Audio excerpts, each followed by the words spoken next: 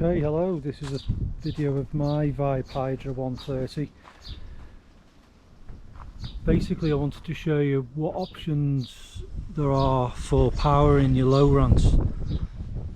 I've opted for a power pack for mine,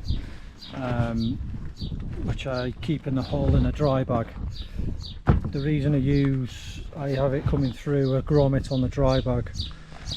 The reason I use a power pack is because I can use it for many other things.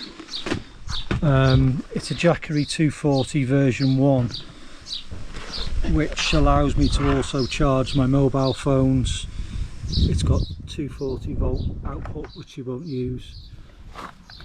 All I've done is I've connected the power from the low runs directly to the cigarette lighter input, which is meant to charge it really, but I never used it for that purpose, so I use it this way.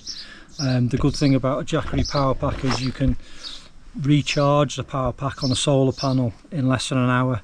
It charges about twice as fast as the mains does, at about 90 or 100 watts on a 100 watt solar panel. But this power pack, I'll go out for 8 to 10 hours and it'll only take 30% of the power, so it just never lets me down. It does switch into standby mode after 12 hours use, so if you go out for a couple of days you've got to remember to switch it off and switch it back on again. But it's brilliant. The power is more than enough and it only weighs 3 kilos. The wiring sits on the high point inside the hull, and I've cut the wires to fit these waterproof Amazon sockets with a bit of cable protector, just so I can unclip it quickly without taking it out the scan strut, and I can take it into the house then, and I can look at my C maps and see which areas I've covered, because I was always disconnecting and you can't be taking this apart all the time. So I've made my own little cable so I can just disconnect it from there and reconnect it up inside the house. But the Jackery is brilliant for powering your fish finders, and it gives you lots of other options too. I could also run USB cables through the hull to charge my phone if need be, or charge my GoPro, and they're just really versatile. So that's what I use for power on my low runs. I'm just about to put a pad eye in here to tie this down in case this ever breaks off. On the actual bracket itself I've got Orbi-Lock lights which flash out to about 3 miles both sides, so if I'm in a swell or a low lighting, other boats and water users can see me, these lights will stay on or flash. They're just dog lights really, but they are designed for kayaks and other water sports as well. They're fully waterproof, so I've got one each side. I've got a rod rest clip fitted on the bottom. It is a little bit low, but I like it that way because I can have the rods close to the hull rather than having it on the rail blades or up in the air, the lines flapping everywhere. The rods can just go straight out while I bring another rod in or rebait or whatever. But these are brilliant, and it just literally clips around the base of your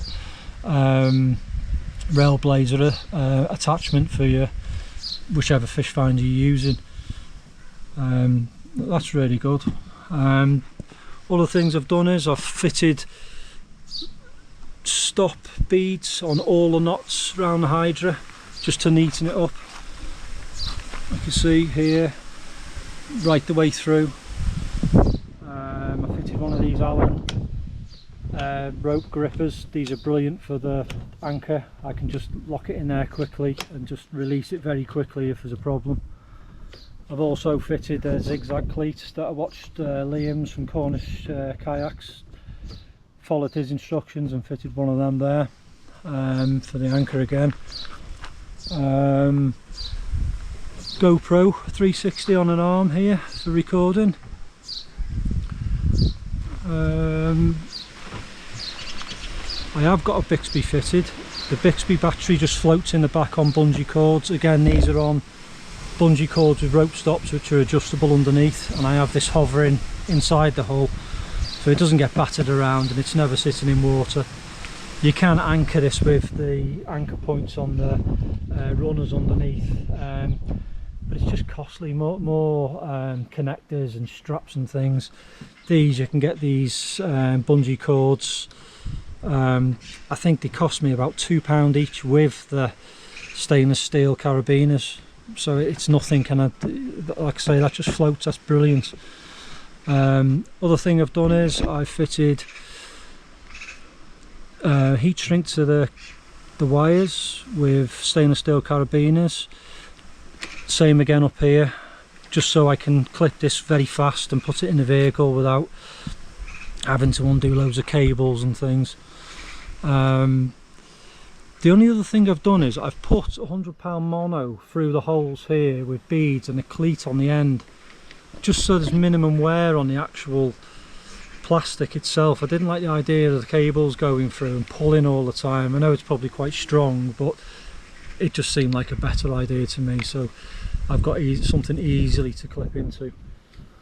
The only thing with the Bixby that was awkward, I've had to cut the clip on the bottom of the Bixby and reverse it, because the actual rudder is too wide on the Bixby for the wire to come up in line and the full housing to go over. So I've had to put some amalgamating tape around here just to steady it, because I didn't want the wire rocking in the actual Bixby itself. It was just, on the Hydra, it seems to be too wide, the rudder, to take the actual clipping system. As you can see, the rudder's sticking out from the actual stops the wire from going snug inside, so that's a pain in the arse, but I've got around that. That's about it really. Brilliant kayak, fast in the sea, brilliant with the Bixby, very stable. I've got all my other bits and bobs in here, bits of tackle. These clips can be a little bit of a pain. Tackle in there, ruler.